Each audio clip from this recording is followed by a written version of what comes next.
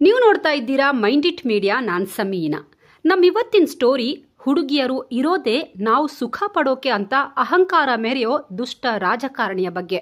ಮಂಚಕ್ಕೆ ಬರಲು ಒಪ್ಪದ ಅಮಾಯಕ ಹುಡುಗಿಯನ್ನೇ ಕೊಂದು ಮುಗಿಸಿದ ರಾಕ್ಷಸರ ಬಗ್ಗೆ.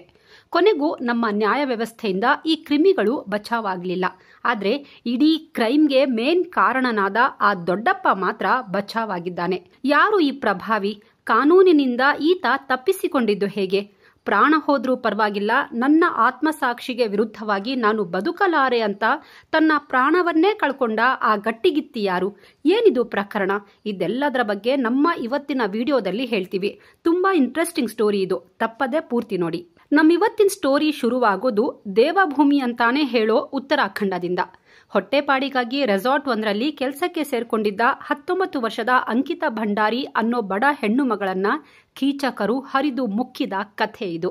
ಇದು the famous Ankita Bhandari case. ಪ್ರಕರಣ ನಡೆದು ಬರೋಬ್ಬರಿ 985 ದಿನಗಳ ಬಳಿಕ ಇದೇ ಮೇ 30ರಂದು ನ್ಯಾಯಾಲಯ ಮಾಜಿ ಬಿಜೆಪಿ ನಾಯಕ ವಿನೋದ್ ಆರ್ಯ ಮಗ ಪುಲ್ಕಿತ್ ಆರ್ಯ ಸೇರಿದಂತೆ ಅವನ ಮತ್ತಿಬ್ಬರು ಚೇಲಾಗಳಾದ ಅಂಕಿತ್ ಗುಪ್ತಾ ಮತ್ತು ಸೌರಭ್ ಭಾಸ್ಕರ್ಗೆ ಜೀವಾವಧಿ ಶಿಕ್ಷೆ ನೀಡಿ ಆದೇಶ ಹೊರಡಿಸಿದೆ. ಮೂವರಿಗೂ ತಲಾ 50,000 ರೂಪಾಯಿ ದಂಡ ವಿಧಿಸಿದೆ. ಆದ್ರೆ ಮಗಳನ್ನ ನಿರ್ದಯವಾಗಿ ಕೊಂದ ರಾಕ್ಷಸರಿಗೆ ಗಲ್ಲು ಶಿಕ್ಷೆ ಆಗ್ಬೇಕಿತ್ತು ಅಂತ ಅಂಕಿತಾ ಕುಟುಂಬ ಆಗ್ರಹಿಸಿದೆ. ಕೇಸ್ ಬಗ್ಗೆ ಮಾತಾಡೋಕು ಮೊದಲು ಕೆಲವು ಉತ್ತರ ಸಿಗದ ಪ್ರಶ್ನೆಗಳು ಕಾಡ್ತಿವೆ. ಅಂಕಿತಾ ಭಂಡಾರಿ ಹತ್ಯೆ ಪ್ರಕರಣದಲ್ಲಿ ನಿಜವಾಗ್ಲೂ ನ್ಯಾಯ ಸಿಕ್ಕಿದ್ಯಾ? ಅಂಕಿತಾ ಕೊನೆಯ ಕ್ಷಣಗಳಲ್ಲಿ ನಡೆದಿದ್ದೇನು? ಸತ್ಯ ಮುಚ್ಚಿ ಹಾಕಲು ಪ್ರಯತ್ನಿಸಿದವರು ಯಾರು? ಈ ಕೇಸ್ ಮೇಲೆ ತನ್ನ ಪ್ರಭಾವ ಬಳಸಿದ ಆ ಹೈ ಪ್ರೊಫೈಲ್ ಬಿಜೆಪಿ ನಾಯಕ ಯಾರು? ನನ್ಗೆ ಇವತ್ತು ರಾತ್ರಿಗೆ ಈ ಹುಡುಗಿನೇ ಬೇಕು ಅಂತ ಮಂಚಕ್ಕೆ ಕರೆದ ಆ ವಿಐಪಿ ಗೆಸ್ಟ್ ಯಾರು? ಸ್ಪೆಷಲ್ ಸರ್ವಿಸ್ ಕೊಡೋಕೆ ಒಪ್ಲಿಲ್ಲ ಅಂದ ಕಾರಣಕ್ಕೆ ಇವಳ ಕೊಲೆ ಆಯ್ತಾ? ಅಥವಾ ಬೇರೆ ಕಾರಣನೂ ಇತ್ತಾ? ಈ ಮುಂಚೆಯೂ ರಿಷಿಕೇಶ್ನ ವನಂತ್ರ ರೆಸಾರ್ಟ್ನಲ್ಲಿ ಗೆಸ್ಟ್ಗಳಿಗೆ ಹೀಗೆ ಸ್ಪೆಷಲ್ ಸರ್ವಿಸ್ ಕೊಡಲಾಗ್ತಿತ್ತಾ? ಈ ಮೊದಲು ಕೂಡ ಇಲ್ಲಿ ಹಲವು ಕೊಲೆಗಳು ನಡೆದಿದ್ದಾವ? ಸದ್ಯಕ್ಕೆ ಈ ಯಾವ ಪ್ರಶ್ನೆಗಳಿಗೂ ಉತ್ತರವಿಲ್ಲ. ಅದು 2003. ಉತ್ತರಾಖಂಡ್ನ ಪೌರಿ ಗಢವಾಲ್ನ ವೀರೇಂದ್ರ ಭಂಡಾರಿ ಮತ್ತು ಸೋನಿ ದೇವಿಗೆ ಒಬ್ಳು ಮಗಳು ಹುಟ್ಟಿದ್ಲು. ಅವಳಿಗೆ ಪ್ರೀತಿಯಿಂದ ಅಂಕಿತಾ ಭಂಡಾರಿ ಅಂತ ಹೆಸರಿಡ್ತಾರೆ. ಇವರದ್ದು ತುಂಬಾ ಸಿಂಪಲ್ ಫ್ಯಾಮಿಲಿ.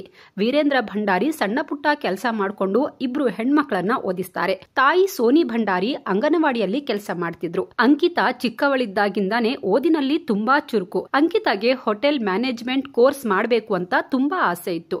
ಅದರಂತೆ 2019ರಲ್ಲಿ ಹೋಟೆಲ್ ಮ್ಯಾನೇಜ್ಮೆಂಟ್ ಡಿಪ್ಲೊಮಾ ಕೋರ್ಸ್ ಮುಗಿಸ್ತಾಳೆ. ಅದು 2022.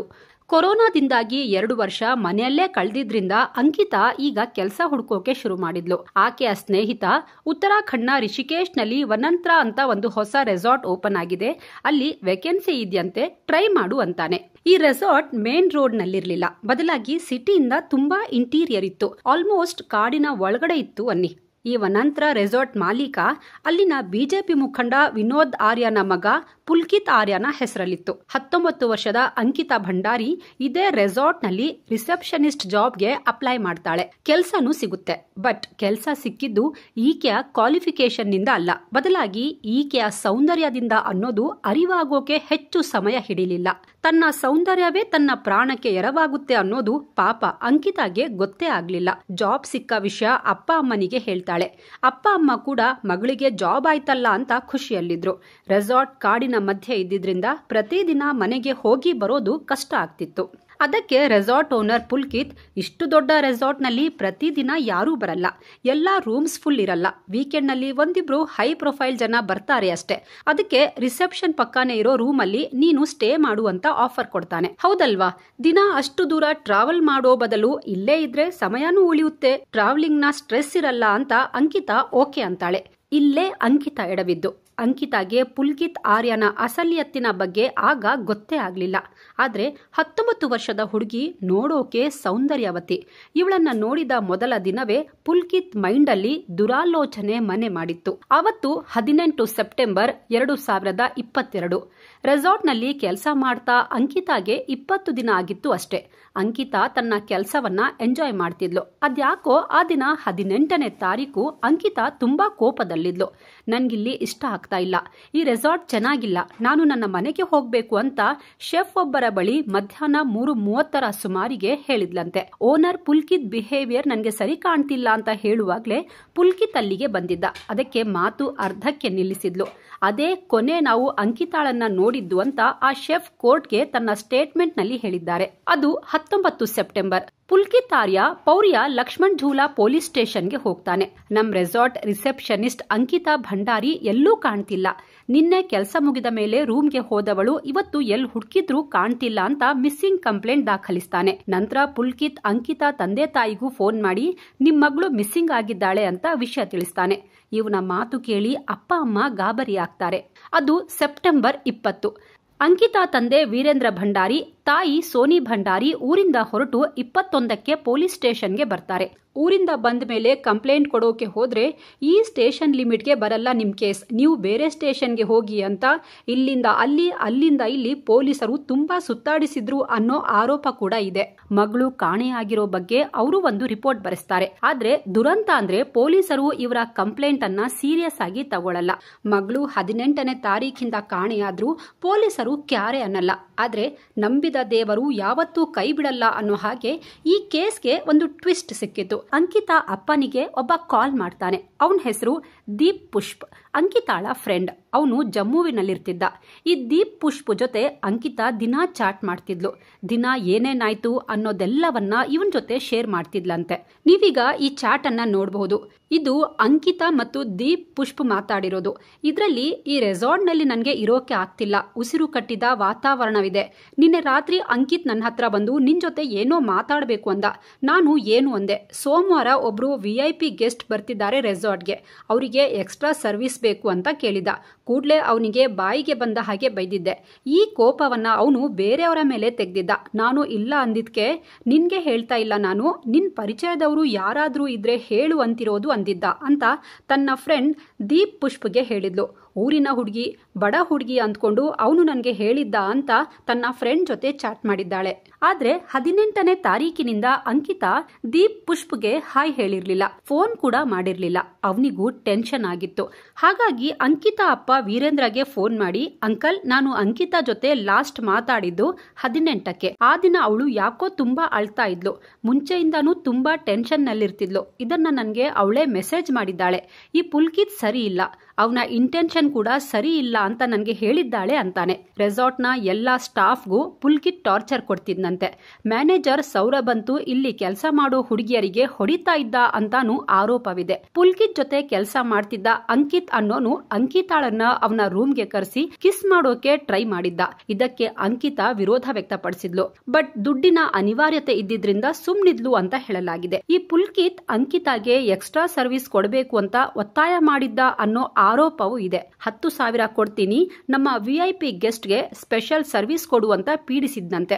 ಒಮ್ಮೆ ಬಲವಂತವಾಗಿ ಅಂಕಿತಾಳನ್ನ ಒಬ್ಬ ಗೆಸ್ಟ್ ರೂಮ್ಗೆ ಕಳಿಸಿದ್ನಂತೆ. ಆಗ ಹೆದರುಕೊಂಡು ಅಂಕಿತಾ ತನ್ನ ಬೇರೆ ಸ್ಟಾಫ್ನ ರೂಮಿಗೆ ಕರೆದು ಅವರ ಸಹಾಯದಿಂದ ಬಚಾವ್ ಆಗಿದ್ಲಂತೆ.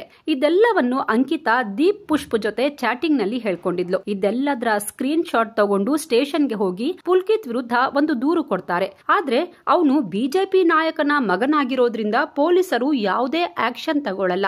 ಯಾವಾಗ ಪೊಲೀಸರು ಸಹಾಯ ಮಾಡಲ್ವೋ ಅಂಕಿತಾ ಕುಟುಂಬದವರು ಸೋಷಿಯಲ್ ಮೀಡಿಯಾದಲ್ಲಿ ಈ ಸ್ಕ್ರೀನ್ ಶಾಟ್ ಎಲ್ಲವನ್ನ ಪೋಸ್ಟ್ ಮಾಡಿ ನ್ಯಾಯಕ್ಕಾಗಿ ಆಗ್ರಹಿಸ್ತಾರೆ. ಈ ವಿಚಾರ ನ್ಯಾಷನಲ್ ಮೀಡಿಯಾದಲ್ಲೂ ಹೆಡ್ಲೈನ್ ಆಗುತ್ತೆ.